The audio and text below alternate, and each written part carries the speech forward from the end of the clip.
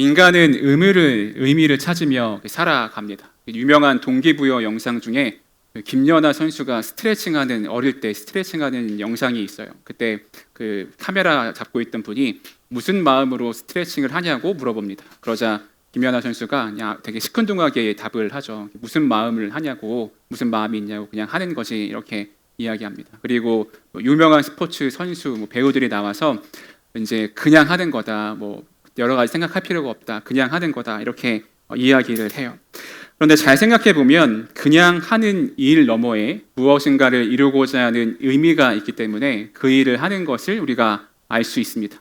가령 김연아 선수가 그냥 아무 생각 없이 스트레칭만을 하는 것은 아니죠. 스트레칭을 해서 몸을 잘 풀고 대회를 연습하고 준비해서 대회에서 좋은 성적을 이루는 것이 그의 의미입니다. 그것을 위해서 스트레칭은 그냥 아무 생각 없이 당연히 해야 하는 일이라고 하는 거죠. 사람에게 가장 무서운 일은 무엇일까요? 그것은 의미 없는 일을 계속해 가는 것입니다. 아무 생각 없이 살아가는 거죠.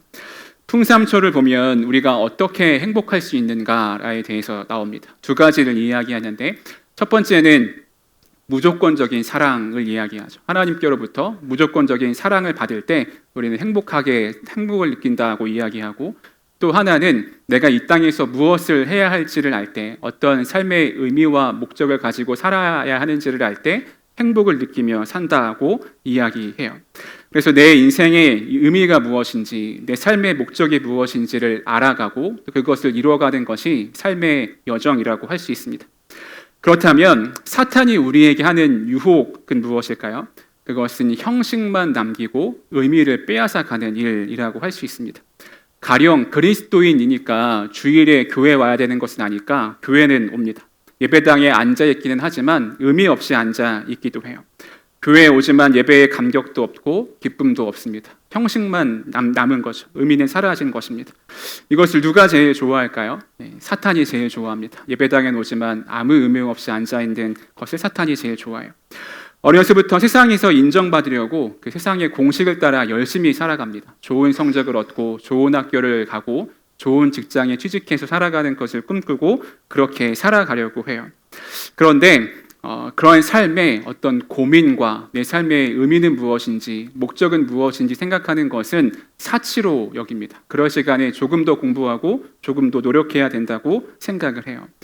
몇 해 전에 유행했던 스카이캐슬이라는 드라마를 보면 엄마의 지극정성으로 병원장까지 된 인물이 나옵니다. 제가 인상 깊게 봤던 장면 중에 그 병원장이 어떤 문제를 맞이하게 돼요. 그런데 엄마에게 묻습니다. 이게 어떻게 해야 되냐고. 병원장쯤 됐으면 40대, 50대가 됐을 나이인데 엄마가 시키는 대로만 살아왔으니까 그 나이가 돼서도 혼자 무엇인가를 결정할 수 있는 힘이 없는 거죠. 삶의 의미와 목적은 생각하지 않고 누군가 시키는 대로만 살아왔기 때문에 그러한 삶이 된다고 하는 것입니다. 우리의 삶에 무엇이 결핍되어 있나요? 의미가 결핍되어 있을 때가 많습니다. 세상은 굳이 의미를 찾아 나서지 말라고 합니다. 쇼츠 보면서 시간을 허비하고 낭비하라고 유혹하고 깊은 고민과 삶에 대한 성찰을 하지 말라고 부추깁니다. 하루하루 그냥 돈을 벌기 위해서 사람들과 즐기기 위해 살아가라고 이야기해요. 그러다 보면 무엇이 남냐면 공허함이 남습니다. 무언가 이렇게 아쉬운 마음, 공허함이 남게 되죠. 삶의 방향과 기준이 없기 때문에 작은 것에도 흔들리는 우리의 삶을 마주하게 됩니다. 요한복음의 이야기는 우리로 하여금 예수 그리스도가 우리의 이러한 결핍을 채워준다라고 이야기하고 있습니다. 오늘 말씀을 통해서 우리의 삶에 의미를 부여해 주시는 예수님을 만나기를 소망합니다. 요한복음 1장은 예수 그리스도가 육신이 되어서 육신이 말씀이 되어 이 땅에 임하셨다라고 이야기해요. 그리고 나서 세례 요한이 예수님이 어떤 존재인지를 증언하는 말씀이 곧이어 나오는데, 요한복음 1장 29절 같이 한번 읽어보겠습니다. 시작. 이튿날 요한이 예수께서 자기에게 나아오심을 보고 이르되 보라, 세상 죄를 지고 가는 하나님의 어린 양이로다. 아멘. 여기에 하나님의 어린 양이라고 하는 표현 안에 예수님이 어떤 존재인지가 다 드러나 있습니다. 우리를 구원할 구원자시기도 하고 희생 제물이고 구세주라고 하는 의미를 담고 있죠. 세례 요한의 역할은 예수님의 오심을 준비하고 또 증언하는 역할이었습니다. 자신을 드러내지 않아요. 그가 그럴 수 있었던 이유는 그의 삶의 목적과 의미가 예수님을 기다리고 또 예수님을 나타내는 것이었기 때문에 그렇습니다. 오늘 본문을 보면 요한이 자기 제자 2명과 함께 길을 걸어가요. 여기 중에 제자 2명은 안드레와 사랑하시는 제자 요한복음을 쓴 사도 요한입니다. 그 두 사람과 함께 길을 걸어가요. 그러다가 예수님을 보는데 지나가시는 예수님을 보고 또 저분이 하나님의 어린 양이로다 이렇게 요한이 다시 한번 이야기합니다. 그러자 이렇게 반응해요. 요한복음 1장 37절입니다. 두 제자가 그의 말을 듣고 예수를 따르거늘. 여러분 상상해 보세요. 요한과 두 제자가 길을 걷고 있었어요. 근데 요한이 하나님의 어린 양입니다. 예수님을 가리키자 이 두 사람이 갑자기 예수님을 따르기 시작합니다. 좀 당황스럽지 않았을까요? 요한이 나를 따라오던 두 제자가 갑자기 예수님을 따라가게 됩니다. 뭔가 이 요한의 두 제자들도 이제 대세를 알고 노선을 갈아타야겠다 뭐 그런 마음이었을까? 네, 그렇지는 않습니다. 요한의 제자들은 그의 스승의 삶의 의미와 목적, 또 무엇을 중요하게 여기는지를 잘 알고 있었어요. 말씀을 보면 두 제자가 그의 말을 들었다라고 하는 것을 이야기합니다. 강조하죠. 즉 요한이 예수님을 향해서 하나님의 어린 양이다라고 하는 것을 들었습니다. 그러니까 요한의 마음을 알고 예수님을 따르기 시작한 것이에요. 그러자 예수님이 그들에게 질문을 하나 합니다. 요한복음 1장 38절입니다. 같이 읽어보겠습니다. 시작. 예수께서 돌이켜 그 따르는 것을 보시고 물어 이르시되 무엇을 구하느냐. 아멘. 예수님이 그 두 제자에게 무엇을 구하느냐 물어봐요. 세 번역에서는 무엇을 찾고 있느냐라고 묻습니다. 이 말의 원어의 의미를 살려서 해석하면 너희는 나에게 무엇을 얻으려고 하느냐라고 하는 의미라고 볼 수가 있습니다. 역사적 맥락에서 보면 이 제자들이 찾고 있던 것이 있어요. 그러니까 세례 요한이 구하던 것을 이 제자들도 구하고 있었는데 세례 요한이 찾고 있던 것은 메시아, 하나님의 구원, 하나님의 나라를 평생토록 찾고 구하고 있었습니다. 그러니까 이 두 제자도 스승이신 세례 요한을 따라서 메시아, 하나님의 구원, 하나님 나라를 갈망하며 살아왔던 거죠. 세례 요한의 마음을 잘 알고 있기 때문에 이 두 제자는 그 마음을 품고 예수를 쫓기 시작한 거예요. 그런데 요한복음 전체 맥락에서 생각해 보면 이 질문은 더 깊은 의미를 갖게 됩니다. 요한복음의 특징은 사건이 어떤 상징을 보여준다고 하는 거예요. 목이 말라서 우물가로 나왔던 여인에게 영원히 목마르지 않는 방법을 예수님이 보여주십니다. 배가 고팠던 이들에게 내가 생명의 빵이 되었음을 이야기하면서 예수님 자체를 주세요. 그러니까 지금 당장의 갈급함을 찾자 나온 사람들에게 영원한 질문에 대한 답을 예수님이 주신다고 하는 것입니다. 단순히 필요를 채워주시는 게 아니라 인생의 의미를 해석하고 근본적인 필요를 채워주시는 게 요한복음의 예수님이라고 하는 것입니다. 오늘 예수님의 이 질문도 단순한 질문을 넘어서 인간의 근본적인 갈망을 드러내는 질문으로 읽을 수 있어요. 그래서 이 질문을 이렇게 읽을 수 있습니다. 너희 인생이 찾고 있는 것이 무엇이냐라고 하는 것이에요. 너희 인생이 찾고 있는 것이 무엇이냐. 제가 이제 설교를 준비하려고 이 문장을 이렇게 딱 써놓고 한참 생각을 했습니다. 나는 내 인생에서 무엇을 찾고 있는가라고 하는 것이에요. 그러면서 이런 생각이 들었어요. 제가 어느덧 30대 후반에 목사가 되었습니다. 매화교회에 왔을 때 30대 초반이었는데 어느덧 30대 후반의 목사가 되었어요. 이때쯤 되면 뭔가 자신 있게 내가 무엇을 이루었고 또 앞으로 내가 나의 미래를 위해서 뭔가를 계획하고 열심히 그 일을 위해 내 삶의 의미와 목적을 발견하고 열심히 살아가고 있다. 당당하게 말할 수 있어야 할 것 같은데 그렇지 않은 마음, 여전히 고민하고 갈팡질팡하고 있는 마음을 발견하게 됐습니다. 아직 20살에 신학교 갔을 때처럼 딱 그 어린 것 같은 마음이 들기도 하고 또 어떤 면에서는 교만해지기도 했고 또 어떤 면에서는 하루하루 분주하고 분투하며 살고 있는데 내가 잘 살고 있는 것인가 이런 질문들 앞에 서기도 했습니다. 여러분의 인생이 찾고 있는 것은 무엇인가요? 여러분도 이 질문 앞에 한번 잘 서보시기 바랍니다. 이 인생의 의미의 문제에 대한 답을 찾기 위해서 사람들이 가장 먼저 하는 것은 분주하고 바쁘고 열심히 자신의 삶을 살아가는 거예요. 무엇인가를 성취하려고 하는 것입니다. 자격증도 따고 좋은 성적도 받고 외국어 공부도 하고 또 사람들을 만나서 여러 가지 목적을 이루며 살아가죠. 그런데 그러면서도 뭔가 채워지지 않는 게 있습니다. 안개가 가득한 날처럼 우리의 마음과 또 우리의 삶이 희미하게 보이기도 해요. 삶은 바쁘고 분주하지만 의미를 찾기가 어렵게 느껴집니다. 이런 마음으로 다시 말씀을 묵상하는데 신기한 말씀의 흐름을 보게 됩니다. 예수님이 무엇을 찾고 있느냐라고 질문하면 제자들은 무엇라고 대답을 해야 돼요? 우리가 메시아를 찾고 있습니다. 하나님 나라를 찾고 있습니다. 이런 대답이 정상적으로 보여지죠. 그런데 그 제자들은 이렇게 답합니다. 요한복음 1장 38절 하반절에 보니까 랍비여 어디 계시오니까 하니 이렇게 이야기해요. 예수님 어디 계십니까? 이렇게 물어봅니다. 이 말은 집 주소가 어디입니까? 이렇게 물어보는 게 아니라 우리가 선생님과 함께 머물 수 있느냐라고 하는 질문이에요. 예수님은 그 당시에 세례를 받았던 곳인 요단강 건너편의 베레아 지역에 있었습니다. 그러니까 이 두 제자가 예수님을 쫓기 시작하는데 예수님과 함께 있을 수 있냐라고 하는 질문을 하는 거죠. 그리고 나서 제가 한참 머물러 봤던 표현이 나오는데 요한복음 1장 39절 같이 보겠습니다. 같이 읽어보겠습니다. 시작. 예수께서 이르시되 와서 보라. 그러므로 그들이 가서 계신 데를 보고 그날 함께 거하니 때가 10시쯤 되었더라.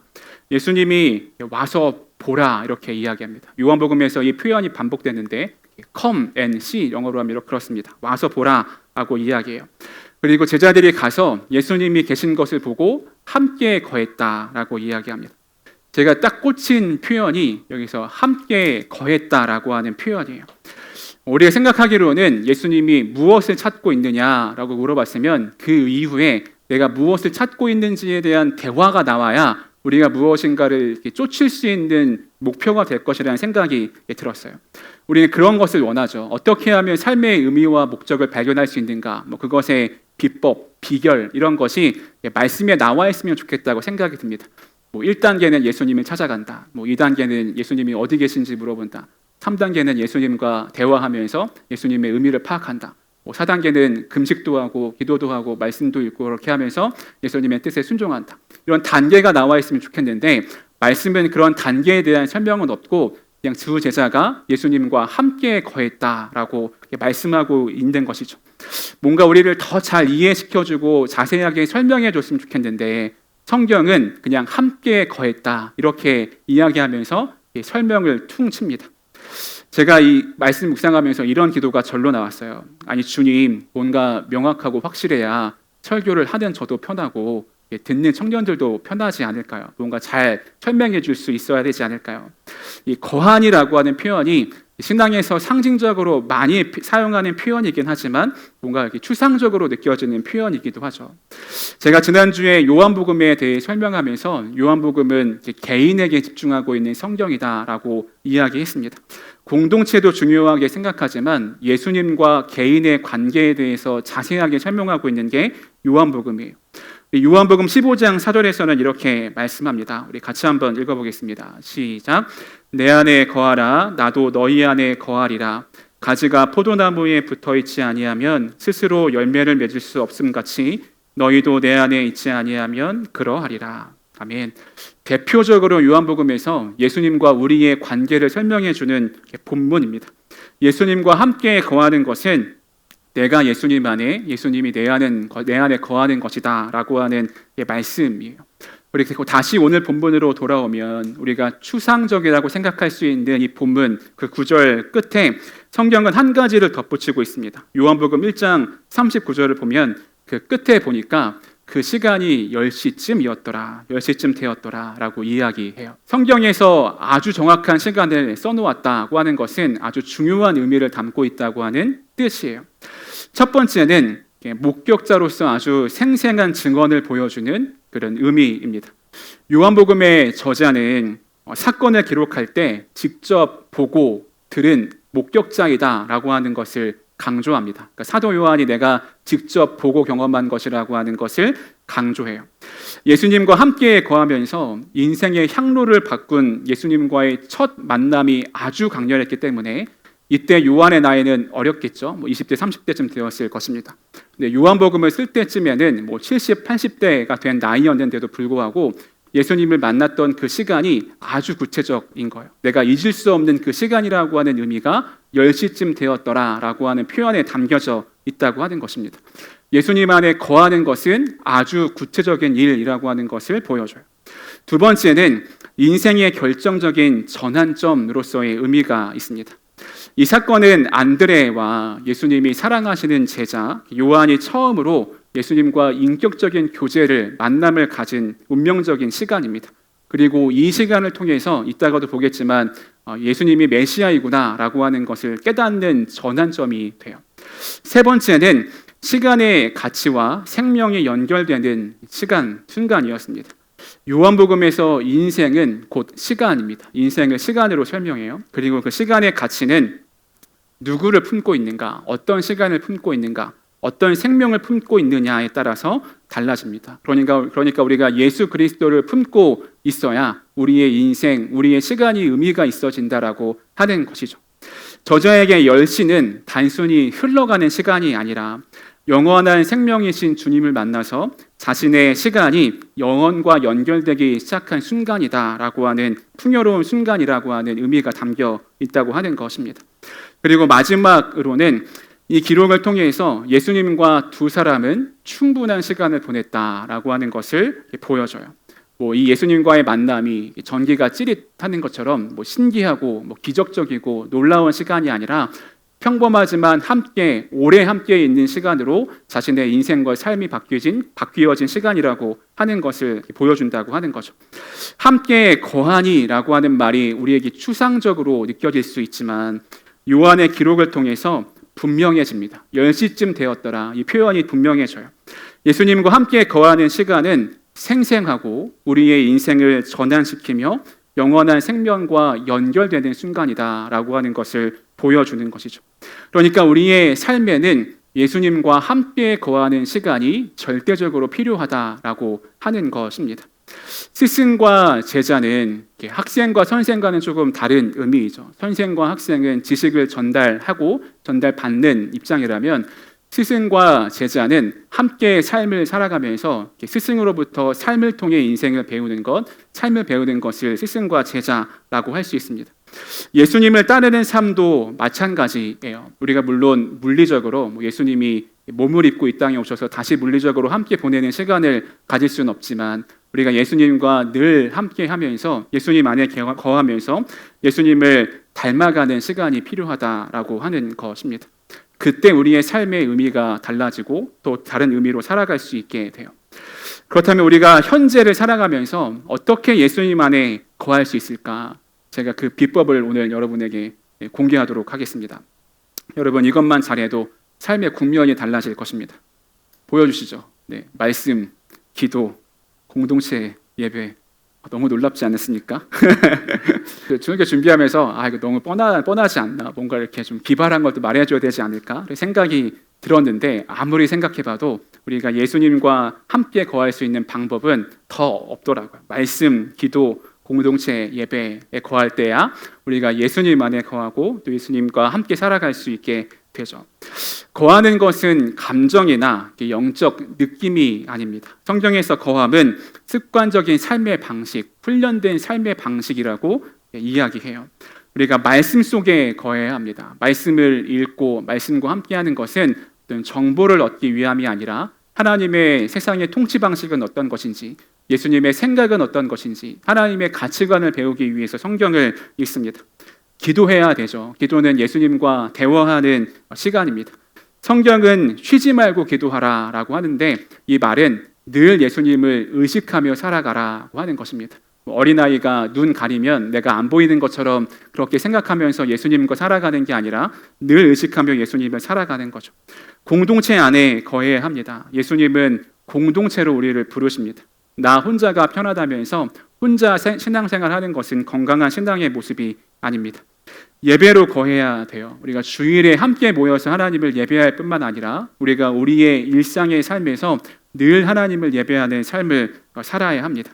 이렇게 주님 안에 거할 수 있습니다. 네, 신앙의 본질은 크게 달라지지 않습니다. 우리가 아주 신앙의 본질, 기본을 지키며 살아갈 때 우리는 예수님 안에 거하고 예수님과 함께 살아가는 삶을 살 수 있게 돼요.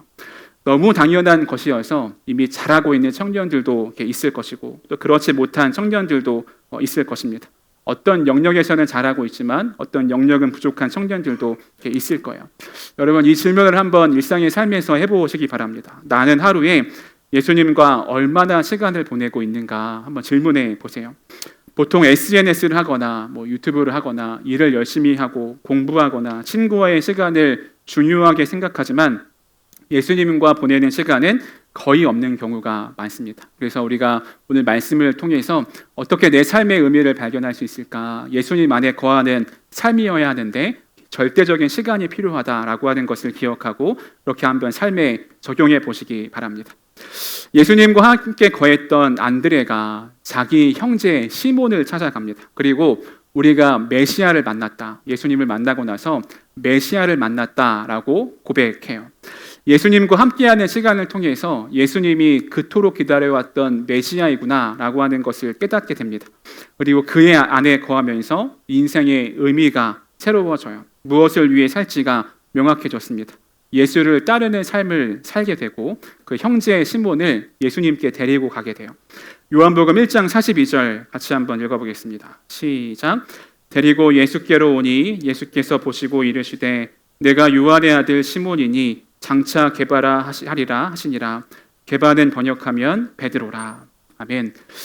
안드레가 시몬을 데리고 갔는데 갑자기 그 시몬의 이름을 바꾸십니다. 여러분, 말씀을 천천히 묵상하다 보면 굉장히 생뚱맞은 것을 볼 수가 있어요. 여러분, 첫 만남인데 갑자기 이름을 물어보지도 않고 갑자기 이름을 바꾸십니다. 굉장히 놀라운 거죠. 이름에는 어떤 정치 의미가 있나요? 사람의 정체성이 담겨져 있습니다. 우리가 부르는 서로의 이름에는 그 뜻을 넘어서 그 사람이 어떤 사람인지, 어떤 성향을 가지고 있는지, 무엇을 좋아하는지, 어떤 것을 추구하며 살아가는지가 다 담겨져 있어요. 내가 나로 규정하는 것이 이름입니다.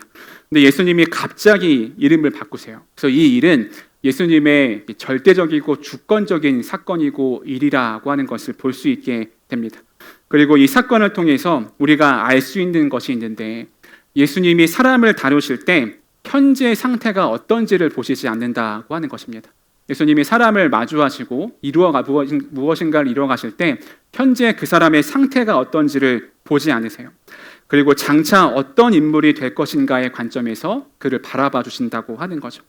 시몬은 히브리어로 듣다라고 하는 뜻을 가지고 있습니다. 그리고 게바, 베드로는 돌, 반석이라는 의미를 가지고 있어요. 시몬이 성급하고 충동적인 성격을 가지고 있음에도 불구하고 또 그가 믿음이 연약하고 예수님을 장차 부인하기도 했지만 그가 초대교회의 리더가 되고 든든한 반석이 되어서 예수를 증거하고 믿음으로 살아갈 것을 보시고 그의 이름을 게바라 바꾸셨다라고 하는 거죠. 지금 당장 베드로는 그렇게 보잘것없는 사람이었습니다. 그 당시에 그렇게 인정받지 못하는 어부였어요. 그런데 예수님은 결핍 투성이었던 어부 시몬을 만나서 하나님 나라의 풍요로운 기초석인 베드로로 변화시키신다라고 하는 것입니다. 그렇게 바꾸어 가겠다라고 하는 강력한 의지와 사랑을 보여주시는 것이 예수님 베드로와의 만남이에요. 예수님은 동일하게 우리의 삶을 찾아오십니다. 지금 당장 나에게 이루어지는 일들이 내 마음에 들지 않고 이해가 되지 않을 수도 있어요. 삶의 어려움도 있고 가시와 같은 건강에 문제가 있고 관계의 어려움과 아픔과 문제가 있을 수도 있습니다. 그러나 주님은 지금의 내가 아니라 내가 앞으로 주님과 함께하며 성숙하고 성장해서 쓰임받을 나로 보고 계신다고 하는 것을 기억해야 합니다. 그래서 지금의 결핍투성이의 인생을 바라보지 않고 주님과 함께하는 풍요로운 삶을 바라볼 수 있는 믿음의 시각이 우리에게 필요해요.